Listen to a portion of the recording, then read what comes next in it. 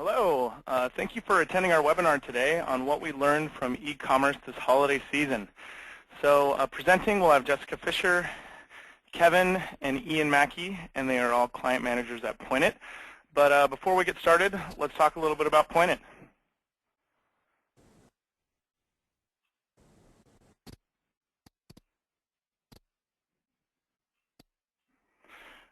So Pointit was founded in April of 2002. We're Seattle's largest independent search marketing firm, specializing in products like PPC and SEO. The team here has over 40 years of experience in search marketing, and we service clients across all verticals and revenue models. But before we get started, I just wanted to do a little bit of housekeeping. This presentation will be recorded, so if you miss any of the presentation, we'll send out a link later this week where you can watch the video, and we'll also have a copy of the deck. And then during the presentation, we encourage everyone to ask questions, and at the end, we'll have a Q&A session where everyone can get those answers. So it's my pleasure to introduce Jessica, who's going to get us started.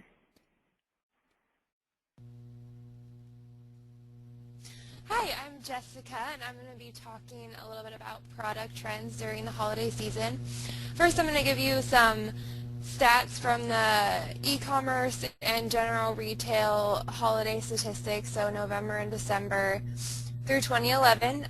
Overall retail sales, not just online, but in the whole U.S. from November 1st through December 31st was $471.5 billion, and this is up about 4.1% from last year. And e-commerce retails from November 1st through December 31st, 2011 was $69.2 billion, which was up 12.3% from last year. So as you can see, e-commerce sales increased 3 times as quickly as all retail sales this year. Now I'm going to talk about product and order value trends from this year. The client I'm going to be talking about is one of our e-commerce clients. They're in the health and beauty industry, and their spend for the holiday season was about $170,000 in November and $240,000 in December.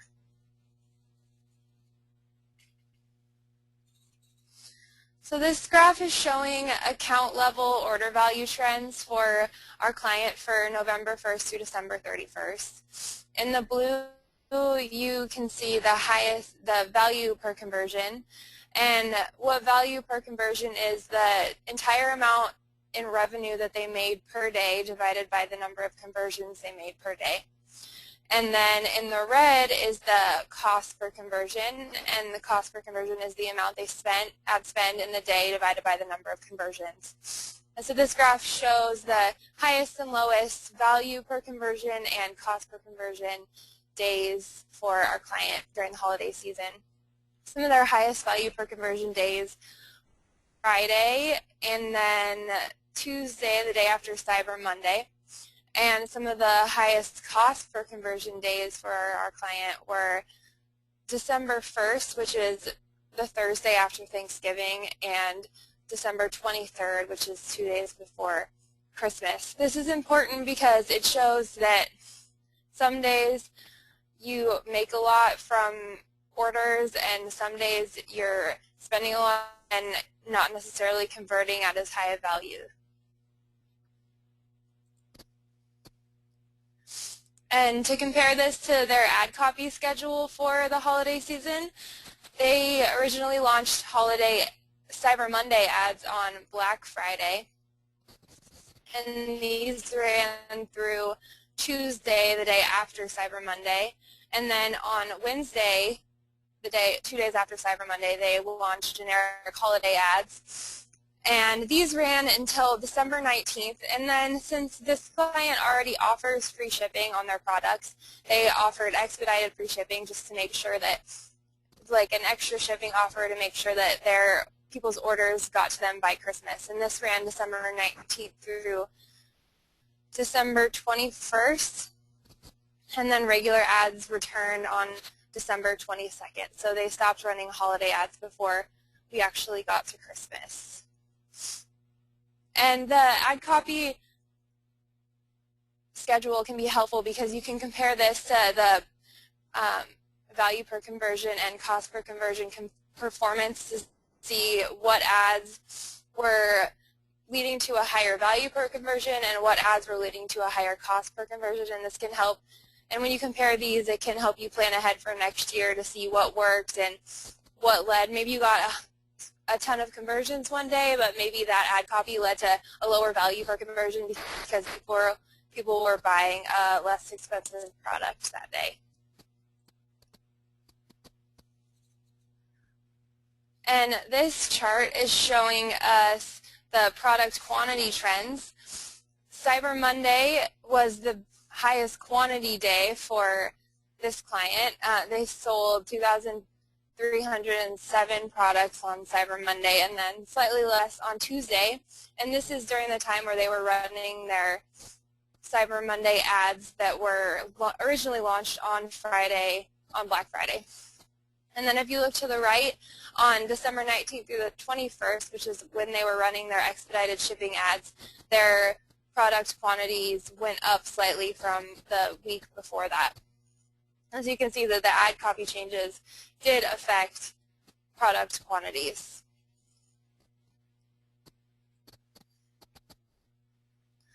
So why does this matter? You definitely expect as an e-commerce client to spend more during the holidays. You can double or triple your budgets and spend all of the money when normally you wouldn't. And you kind of have to figure out if this is worth it for your client, if you should spend a bunch of extra money, if cost per conversion goes up so much during the holidays. And we think that it is very important that you increase your budgets or just make sure you're optimizing your accounts as much as you can during the holidays, because it's a great opportunity to take advantage of consumers' willingness to shop. During November and December, people buy so many more things than during the rest of the year, and they'll be way more likely to convert on your site and to convert on any site during the holiday season. And this is also a great opportunity to increase brand awareness. As you can see, everyone knows Coca-Cola, but even Coca-Cola writes holiday ads. So it's a great opportunity to get your brand name out there when people are looking to shop and looking to buy. It's the best time of year to get more people aware of your brand name. And then also, first-time customers will convert on your site, and they'll be way more likely to return if they do like your product other times during the year. And now I'm going to introduce Kevin, who's going to be talking to you about free shipping ads during the holidays. Thanks, Jess. So I'll be going over free shipping ads and how they perform for some of our e-commerce clients over the holidays. So a lot of companies will offer free shipping during the holidays to their customers, and it's a general best practice to include free shipping in your PPC ad strategy. So in this example, we took one of our clients' original ads that was performing well, and we replaced a portion of description line 2 with free shipping. It's great to include free shipping because it's an incentive that customers are looking for, especially during the holidays. A downside, though, is you are replacing a part of your ad that may have been performing well before, such as a call to action or some sort of product benefit. So that's definitely something to consider. So when including free shipping ads, it's generally expected that you'll see a higher click-through rate or a better conversion rate. So we wanted to see if this was actually true for some of our clients. So we took one of our clients, and they had a free shipping promotion during December. So we looked at December 7th to December 27th. This is a client that is in the tech industry, and they sell software. So when looking at their free shipping ads during this time, we saw a higher conversion rate and a higher click-through rate for their free shipping ads compared to their original non-free shipping ads. So in this instance, we saw that the client actually benefited from including shipping ads. The next 3 examples are from the same client but with an international account. And in these cases, we ended up seeing that conversion rates were higher for all 3, but click-through rates were actually lower for free shipping compared to the original ads. So in this instance, we saw a lower click-through rate and a higher conversion rate for these clients. So what did we learn? Basically, free shipping is an attractive offer, but it doesn't always lead to a higher click-through rate in some PPC ads. We also saw that although it sometimes leads to a higher conversion rate, that's not always the case. So the bottom line is really to review your data and to test as much as you can to determine if you should leave your free shipping ads on or off. Next, I'll be reviewing when customers shopped during the holidays and trends around that. So it's important to understand when customers shopped because it's important to know how much you should set your budgets, how competitively you should set your bids so that you stay in the top positions, and also how you should ad schedule, especially if you have a limited budget. So first we looked at the same beauty and health client that Jessica looked at earlier, and we looked at data between November 1st to December 31st for daily average cost per clicks and conversions. Again, you see a huge spike in conversions around Cyber Monday and Black Friday, and conversions remain pretty high throughout December until about Christmas Eve. Same with daily average cost per clicks. It basically goes up around Cyber Monday and remains pretty high through December until about Christmas Eve. So we actually ended up seeing a 50% increase in average cost per clicks for November 25th through December 24th compared to the early part of November. And that stays high until about Christmas. And something to note about this client is that they usually bid pretty aggressively to begin with, so bids weren't really changed too much during that time. So that 50% increase is due mostly to competition. So the key here is to bid aggressively to stay competitive during this time because your competition is definitely bidding aggressively as well. Next, we looked at daily data for the same client during that date range, and we looked at daily clicks and impressions. Again, you see a huge spike around Cyber Monday and Black Friday, about 50% to 100% for clicks and impressions. That remains pretty high throughout December until about Christmas Eve again. So what we learned from this is clicks and impressions are going to go up after Cyber Monday and stay pretty high throughout Christmas, until Christmas. So basically, you need to set your campaign budgets appropriately so that you don't miss out on those clicks and impressions. Because if your campaign budgets run out and your campaigns get turned off, your clicks and impressions are going to end up going towards one of your competitors. Finally, we looked at hourly conversion and cost per conversion data for the same client during that date range. Here you see that most conversions come in around 7 a.m. to 8 p.m. and slow down after 8 p.m. You also see that cost per conversion is the lowest during 7 a.m. to 8 p.m. and goes up actually after 8 p.m. during the evening. So what we saw here was that 85% of conversions for this client occurred between 7 a.m. and 8 p.m. Pacific Standard Time. Conversion rate was higher during that time too at 3.09% and about 1% lower during the evening time after 8 p.m. Cost per conversion was about $75 during 7 a.m. to 8 p.m. and jumped up about 47% after 8 p.m., which is pretty significant.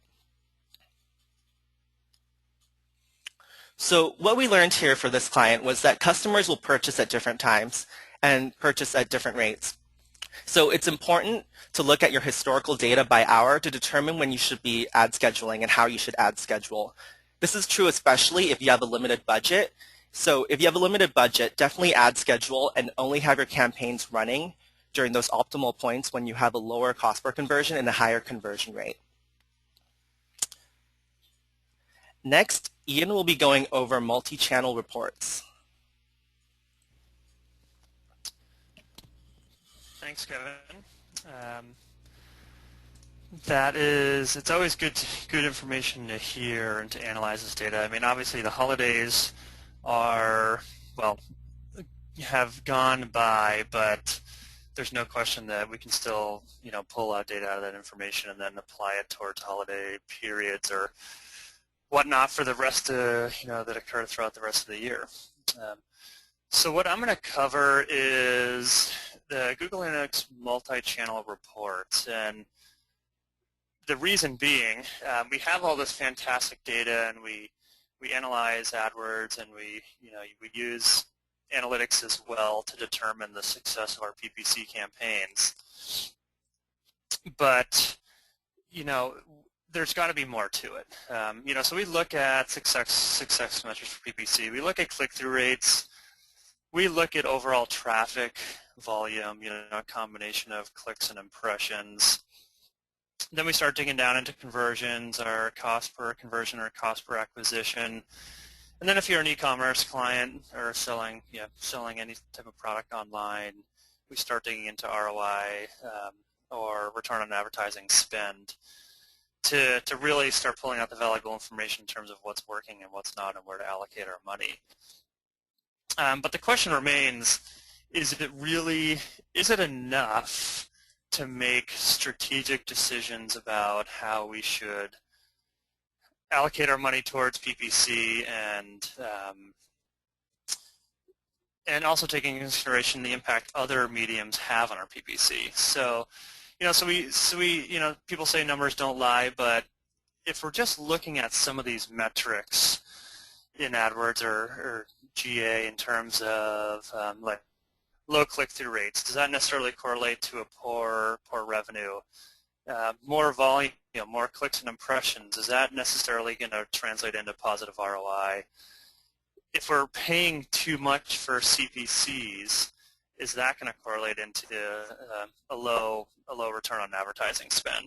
So they're all very important questions that we have to ask, but if we're just looking at those metrics alone, they don't necessarily tell the whole story.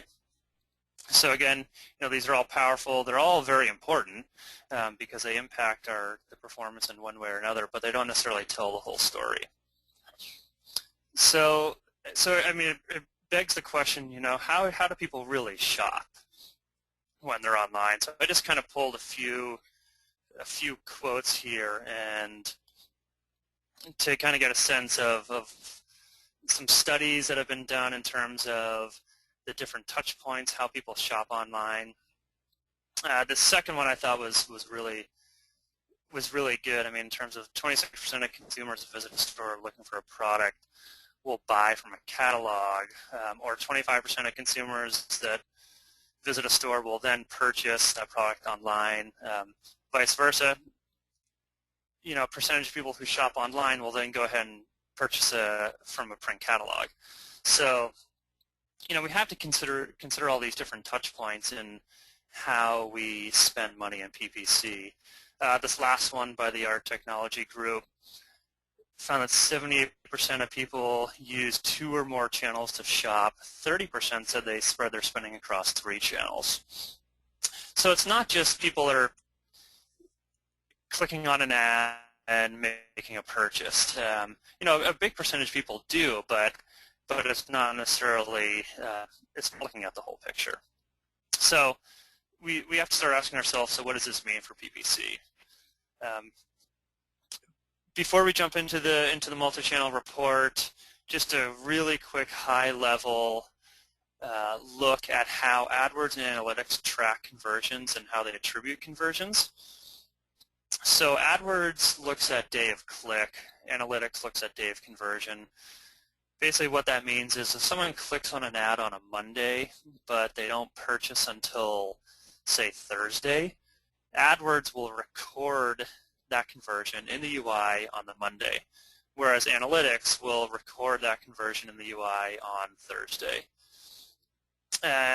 Similarly, if we look at AdWords and Analytics in terms of how they attribute conversions,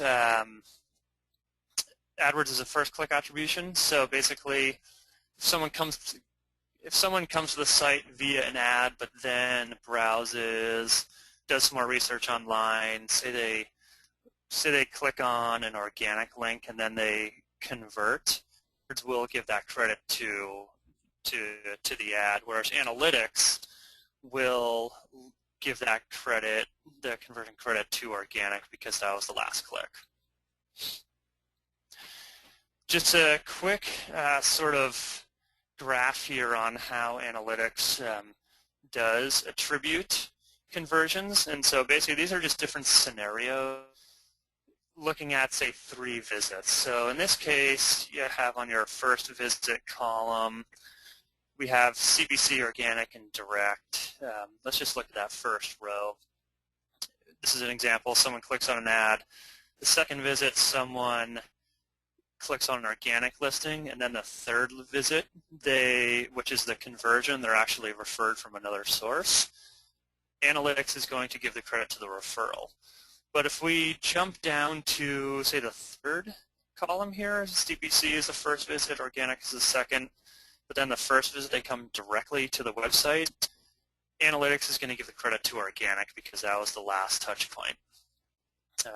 So this is just a kind of a quick graph that showcases how how analytics reports when there's these different touch points. It's just kind of good information. But it also brings up the question, there's been a lot of talk lately about, is this whole last click model flawed? And I think that's going a bit too far, but it definitely doesn't take into consideration the different touch points and in reality how a lot of people shop online. And so that's really what the multi-channel report is all about. So what it is, basically it's a report that shows which channels your customers interacted with during the 30 days prior to converting or purchasing. It was released publicly around the end of August, beginning of September. It's in the new version of Google Analytics only, new as in last 5-6 months, maybe a little bit more. In order to get the metrics from this report, you need goals set up in analytics or you need e-commerce tracking. So it's a relatively new report. I mean, it's been around for a few months, but the reality is, I mean, we have a few clients who are actively looking at this data. Another group where we're sharing data proactively at a high level, and others who don't even know it exists and don't really even know what to do with the information once they have it. So really, what's the big deal about it? Kind of gives us some insight into how different marketing channels work together, what happens before the last click, days pass before a conversion, how many interactions before a conversion.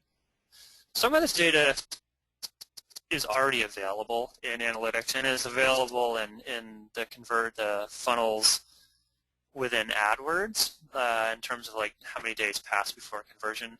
The multi-channel report just gives you a little more insight. So the overview, when you enter into this report, kind of gives you a high-level number of conversions. So this is an e-commerce client of ours. This is the month of December, so it's a very busy time.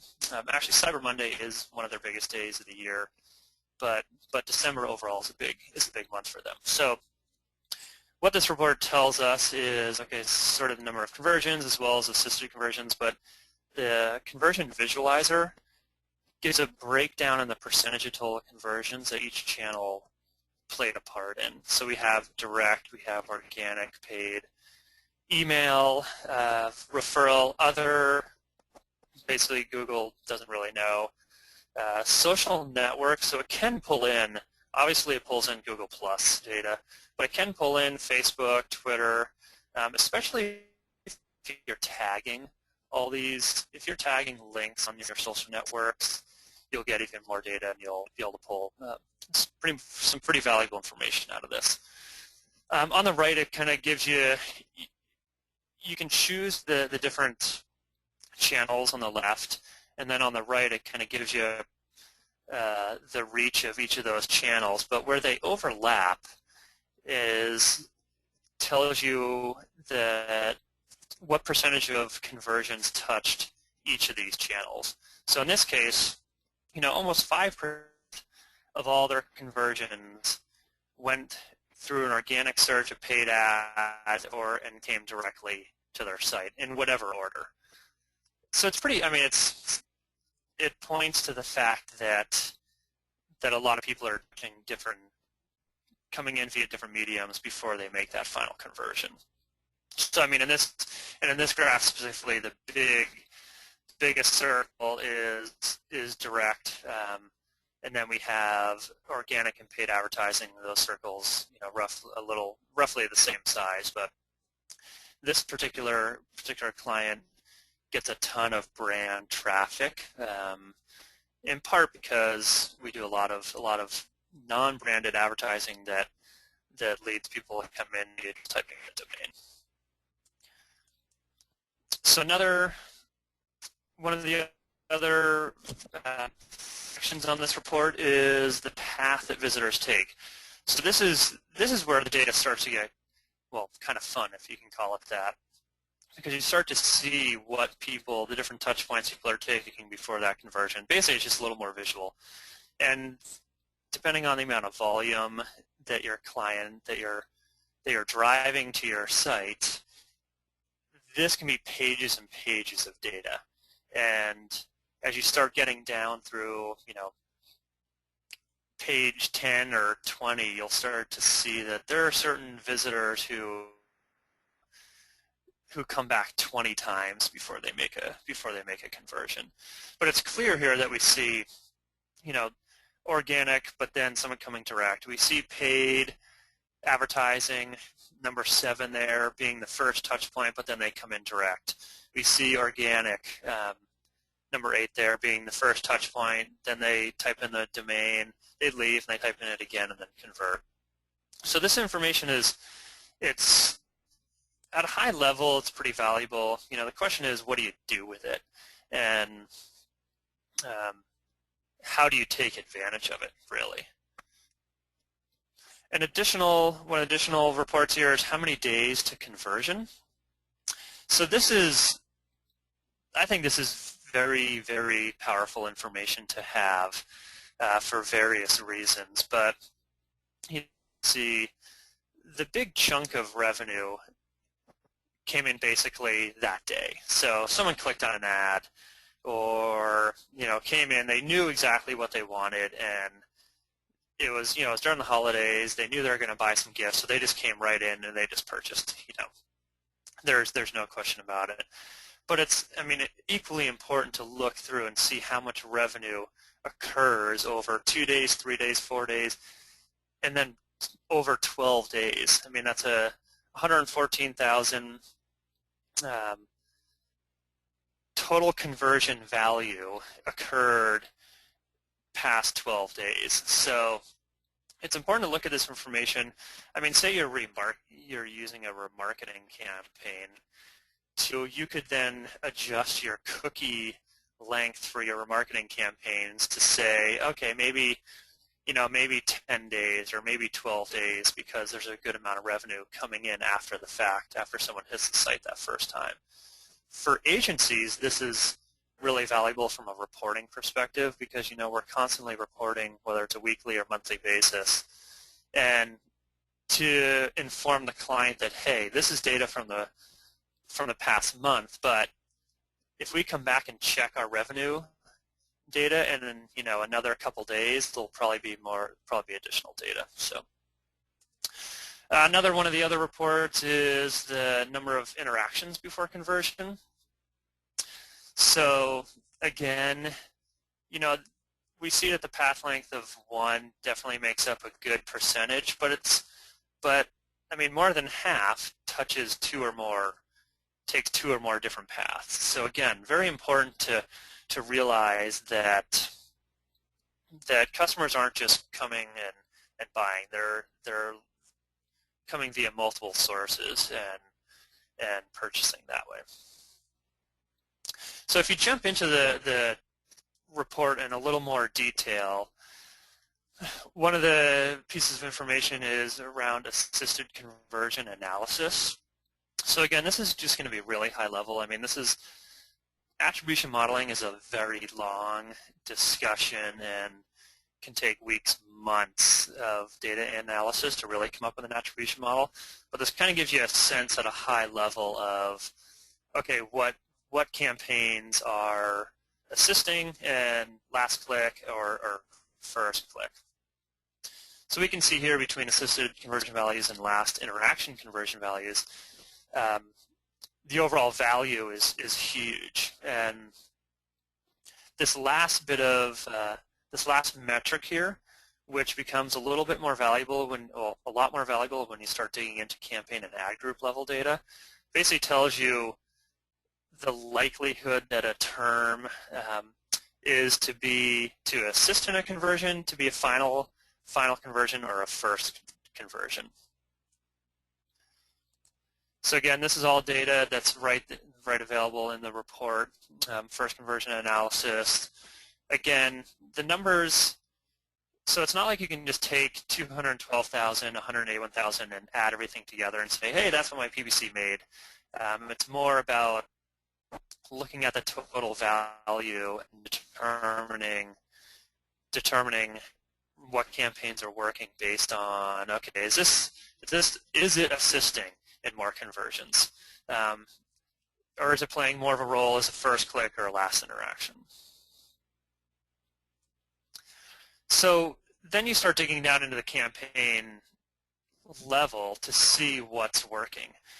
And this is where using this report, even at a very high level, was pretty eye-opening for this client and for us. This number three campaign, initially, pretty much all years thought of as a really low ROI campaign. But when we started digging into, okay, how is it impacting first click conversion values, assists, and last click, and we started to realize that it was playing a much larger role in driving revenue. These are pretty broad terms, really competitive terms that we're bidding on. Really good brand awareness, and this is all these are non-branded terms, and so it's the age-old question with PPC is you get so much traffic via brand. How do you capitalize on low ROI terms? And looking at these reports, we changed our whole strategy because we saw that these terms were in fact driving some revenue. Again, we see here number three is that same pretty broad campaign that we thought was low ROI. This is how much we made out of this campaign. It gives us some insight into, okay, this campaign is driving relevant traffic that at some point in time is converting. And it really completely adjusted our strategy. We increased our PPC spend over 100% for the December holidays based on this data, and their revenue and their ROI was actually up about 90% compared to last year. So in the end, really, why is it cool? We start to get better insight into how marketing channels work together, more insight into what happened before the last click, better data on how many days passed before a conversion, how many interactions. And it starts to give us, we can start applying credit where credit is due, which is really where the value starts to come into play. So with that being said, that covers this topic, and we'll go ahead and jump into Q&A. If anyone has any questions.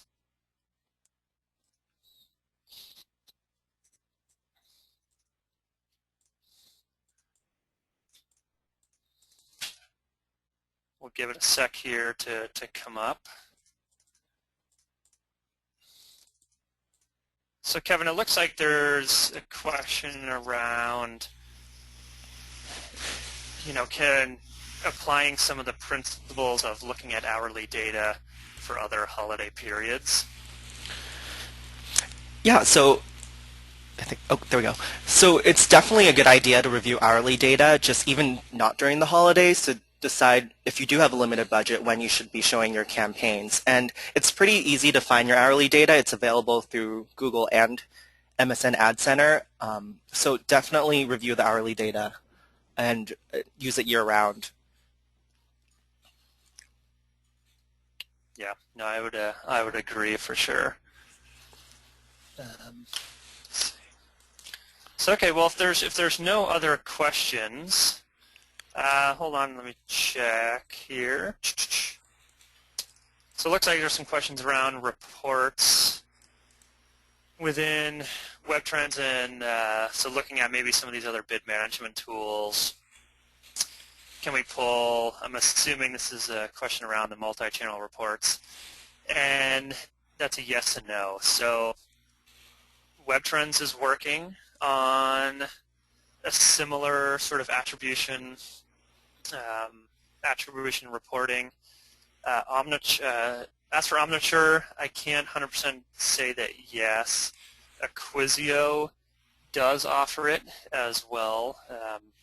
Basically, putting pixels on the site, using their tagging, and then they have some multi-channel sort of an attribution reporting within that tool as well. So yeah, I mean, there's no doubt about it that a lot of the tools are moving in that direction. It's a difficult thing to measure. I mean, there's also holes in this data because what if someone deletes their cookies? I mean, they're removed pretty much from the whole process. And so and what about mobile? As mobile plays a bigger part, how do you track more and more of those users when you can't necessarily place cookies? So there are some holes in the data, but that's why the report within analytics at a high level can tell you, I feel pretty confidently, whether a campaign or an ad group is working or not. If it's not generating any last first click conversions, then you have to ask yourself, okay, what value does this ad group hold? So let's see. So it looks like there's a question that came in, Kevin. This is probably for you. Why would we expect Christmas data to generalize to other holidays? Do you have any thoughts around that? Sorry, my microphone was muted. It's actually a good idea to look at holiday trends so that you're prepared for the next holidays, but it can also apply, basically the strategies behind analyzing this data is good for future holidays and just in general to look at hourly data and also daily data. So it's also going to vary by client as well. Every company is going to have different data and their customers will perform differently. So no, Christmas data might not apply to the rest of the year, but the strategies behind analyzing that can be applied throughout the year. Yeah, definitely. I agree. Okay, well, with that... with that, we're going to end our webinar today. If we missed your questions, we will follow up with you personally. We'd like to thank you all for attending. If there are any topics that you'd like us to cover in the future, please don't hesitate to contact us, and we will put that on our list. And for everyone who missed the beginning, we will be sending out a recorded version of this webinar a little bit later this week. So if you missed part of the presentation, we will get back to you then. Thanks again, and we hope to see and hear from you next month.